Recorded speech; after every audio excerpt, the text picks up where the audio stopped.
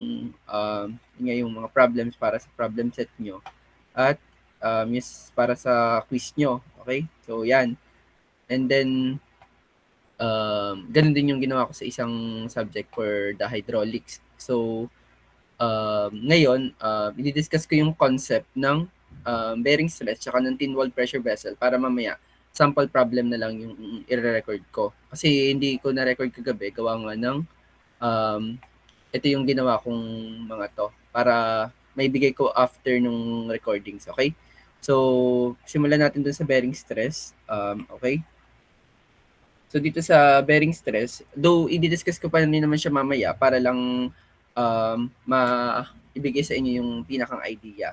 So, ito naman bearing stress, kumbaga, di ba, ang normal stress is either compressive or tension.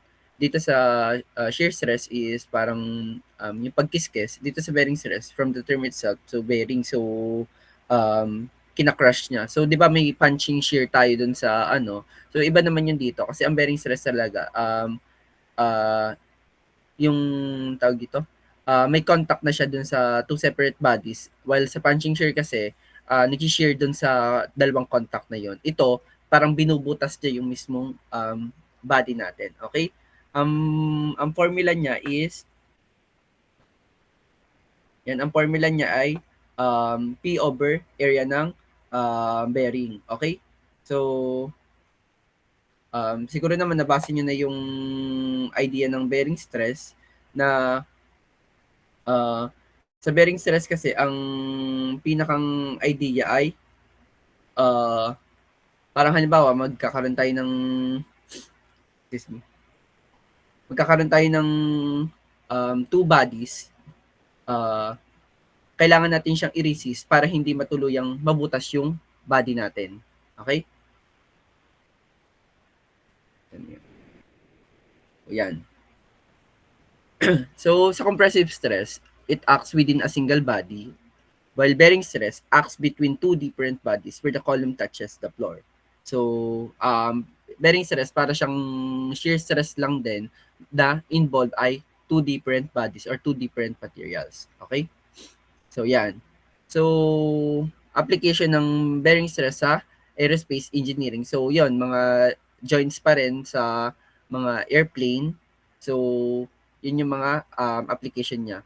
Din yun naman sa real world aerospace failure. So, yan, yung sa flight 261 ng Alaska Airlines. So, may nag-crash dahil sa bearing stress na nangyari noong January 31, 2000. So, um, pinapakita ko lang dito, katulad ng shear stress, na kung talagang normally nangyayari yung mga failure sa joints dahil sa bearing stress, shear stress na given na sa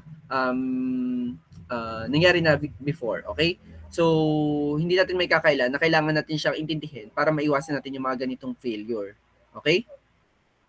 So, yung problem naman na to, parang ang pag-solve lang nito, parang same lang sa normal stress at saka sa shear stress, na iba lang yung mga consideration. Pero at some point, ganun lang din, okay?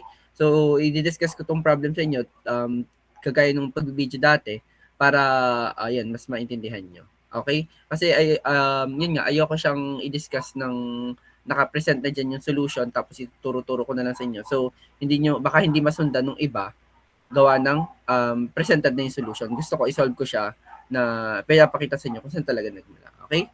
So, yung next naman na ano is a supplemental uh, topic lang naman. So, thin-walled pressure vessel. So, from the term itself, thin-walled, maninipis na tawag ito, ng mga vessels or ng mga cylinder.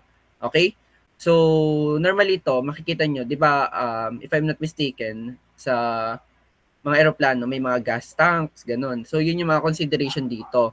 So, yung vessel, hindi naman porket vessel na yan is masasabi na siyang thin wall. Dapat ang vessel, masasabi mong thin wall if yung inner radius divided by the wall thickness ay greater than or equal to 10. So, pag may ratio tayo na ganun, tapos ay mas malaki or equal siya sa 10, um, yung vessel na yon ay considered siyang thin walled. So, meron tayong dalawang uri ng tin walled, ang spherical vessel at saka ang cylindrical pressure vessel. So sa cylindrical pressure vessel, meron naman siyang dalawa, okay? Ang circumferential at saka ang longitudinal, okay?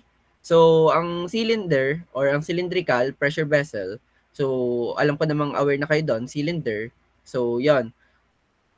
So, nakaka-experience siya ng dalawang stress, ang circumferential at saka longitudinal. So, ito siguro ide-derive ko na lang 'to gamit ipapakita ko sa inyo ang video ng derivation nito kasama ng pag-solve ng problem para mas maintindihan niyo. Kasi yun nga, mahirap ulit magpakita ng solution gamit ang gamit ang nakalagay na solution. So, ito yung formula niya, PD over 2T, ang circumferential hoop stress. Ipapakita ko kung paano na-derive to, or PR over T. Siyempre, D over 2 is equal to the radius. While ang longitudinal stress naman, parallel to, ito ay tangent. Okay? So, ang formula nito ay PD over 40 or PR over 2T. So, in designing, syempre, halimbawa, matanong kayo ng pinag-solve kayo, ganyan, circumferential stress at longitudinal stress. Minsan, ano ba dapat ang kino-consider? Minsan dapat alam na natin ang kino-consider ay ang circumferential stress. Bakit? Kasi tingnan nyo, ang divisor nito ay 2. Okay? Ang divisor nito ay 4. Halimbawa, ang nakuha mo dito ay, ang ratio baga nila is dalawang circumferential ay isang longitudinal. Bakit? Mas malaki ang i-consider. Kasi syempre sa designing, halimbawa ang circumferential stress mo ay 10,000, ang longitudinal stress mo ay 5,000. Di ba syempre, i-consider natin yung malaki dahil yun yung failure point niya. Kumbaga parang pag kinonsider mo ay 5K lang, may pagkakataon pa siyang, halimbawa, dinesign mo yung vessel ng sa 5K lang ang kino-consider mo. Ito yung mga naging area, naging dimension mo, ang radius mo, ang thickness mo. Ang kaya lang i-resist nun ay 5,000 MPa. Yung vessel mo nga is kayang ma-experience yung stress na 10K. So, pag dinesign mo yun, gamit lang yung 5K, and ito yung naging dimension mo, wala, mag-fail siya kasi pwede siyang mag-exceed ng 5K hanggang 10K pa. Okay, so kaya dito minsan halimbawa tinanong kayo, ano i-consider mo? Isosolve mo pa ba circumferential stress, longitudinal stress, ganyan. Kapag wala namang sinabing need yung dalawa, isolve nyo na lang circumferential stress kasi matik yun yung mag-feel, i-consider natin. Pero pag pinahanap ko both longitudinal at circumferential stress, need yung kunin parehas. Pero kita nyo agad sa formula, dahil inverse yung relation ng nasa ilalim yung numerical natin, which is yung 2 at saka yung 4, alam na agad natin na ang failure point nito ay sa circumferential stress. Okay? So, ang another type ng is spherical pressure vessel. So, spherical pressure vessel ay somehow same siya ng formula ni longitudinal stress, PD over 40. So, ipapakita ko na lang to gamit ang video kung paano siya na-derive. So, yun.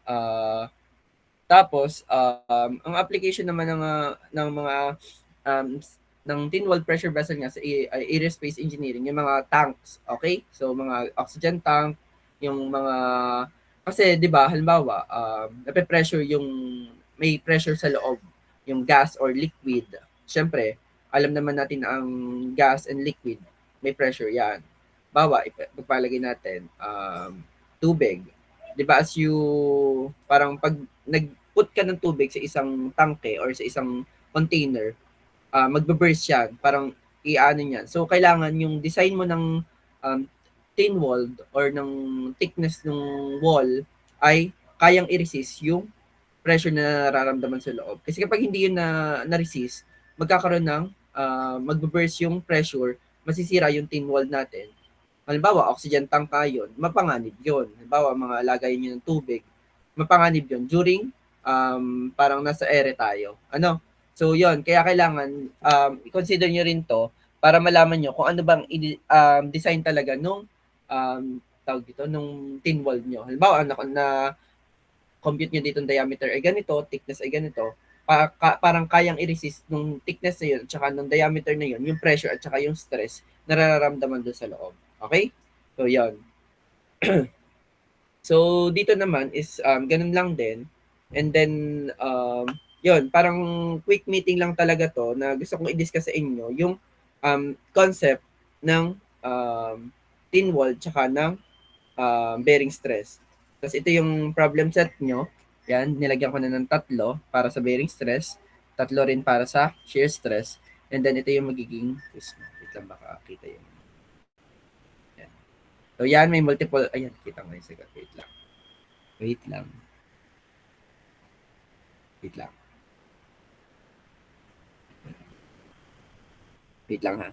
Okay, i-explain ko sa inyo yung magiging quiz. Alisin ko lang yung sagot.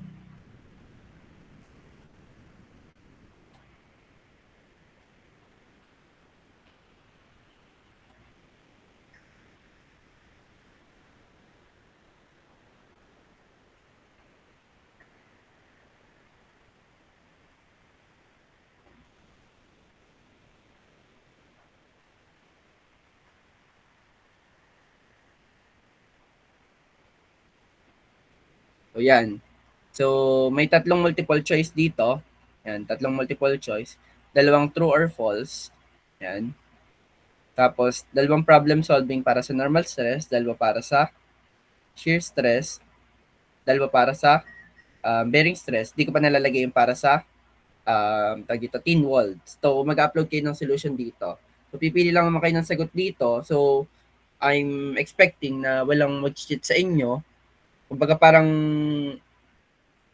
um, tawag dito. Basta ganun, in-online quiz ko na lang yung in-online ko na lang yung quiz natin dahil nga, yun nga, parang sobrang ang daming delay kasi sa part ng BSU gawa ng, yun nga, parang ang daming nangyayari kapag weekend, laging cancel ang klase. So, ang hirap. Kasi ang dami nating exam, magdi-discussion pa tayo. Eh, gusto ko ang discussion natin ay F to F para mas ma-explain sa inyo ng ayos. And then yan, sige, ang na-decide ko na ibigay na lang yung quiz sa inyo as online.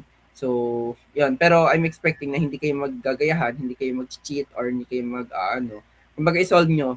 Parang pre-assessment nyo na to para sa mangyayaring prelims. Kumbaga kung mag-fail kayo dito, parang kaya nyo pang i-recover yung sarili nyo gamit yung prelims. Or halimbawa, mataas yung nakuha nyo dito. Dahil nga, yun, baka nagaya lang kayo sa klase nyo, ay mahirap na kasi baka sa prelims hindi kayo maka-cope up dun sa problems. Maganda ito na yung maging assessment nyo para kung tawag dito, kung maganda yung maging score nyo, magtutuloy-tuloy siya hanggang prelims. Okay? So, yun lang. Parang ayaw kong i-ano sa inyo kasi yun nga, parang, I'm naging online class student din ako. So, alam ko yan na prone yan sa ganyan. Yung send ng sagot sa klase, gagayahin na lang, ganyan. So, yun, parang i-assess niyo yung sarili niyo para ma-solve niyo to. So, pwede naman magtanong sa klase, ganyan, kung ano. Pero bago nyo i-take to, okay? Magtanong na kayo para pag tinake nyo to, kayo na lang yun. So, alam ko na yung mga ganyang galawan sa online na, yun nga, magsisend. So, ganun din ako dati, nagsisend ako sa mga klase ko ng mga sagot, pero hindi siya naging magandang outcome kasi, yun nga, parang sila lang yung nag-suffer in the long run. Lalo na nung, halimbawa, mga F to F assessment, sila yung nag-fail normally kasi hindi nila alam kung paano talaga sinolve. So yan, parang isolve nyo lang to gamit yung kung ano yung naintindihan nyo sa ating lesson para kung may hindi kayo maintindihan, pwede nating pagtuunan sa F to F natin. Okay? So, yun lang.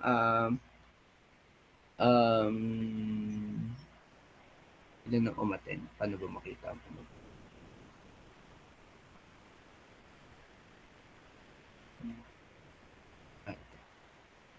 So, yan. So, yan. I-ano ko lang kayo. So, i-send ko mamaya. Bali, ang magiging ano natin is i-send ko yung recordings, i-send ko yung lecture din natin last week, tsaka yung lecture this week sa Google Classroom. I-send ko yung tawag dito, yung quiz, as well as yung problem set. I-send ko rin yung tawag dito, yung code name. So may sasagutan kasi kayong code name dito, gawa ng para pag nag-a-announce ako ng mga ganitong scores ay naka-code name base tayo. Okay? So yun, bali ang i-accomplish nyo today ay isisend ko mamaya yung quiz after ko mag-send ng recorded lecture, and then yung preset, so siguro until bago mag-midterms yung pagsagot, and then next week natin is yung prelims natin. So yun, may tanong ba ang anyone dito sa Meet? Ayan, go Yuan. Sir, hanggang anong oras po namin pwede i-submit po yung quiz?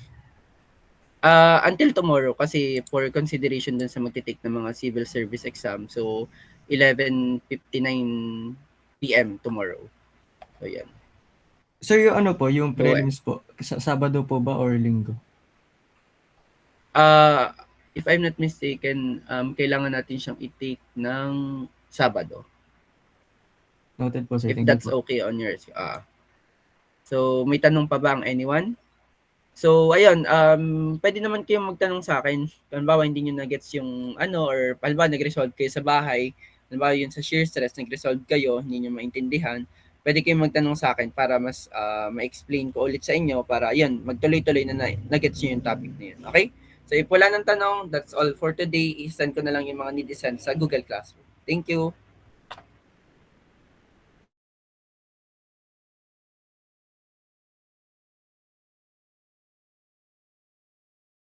Bye, sir. Thank you po.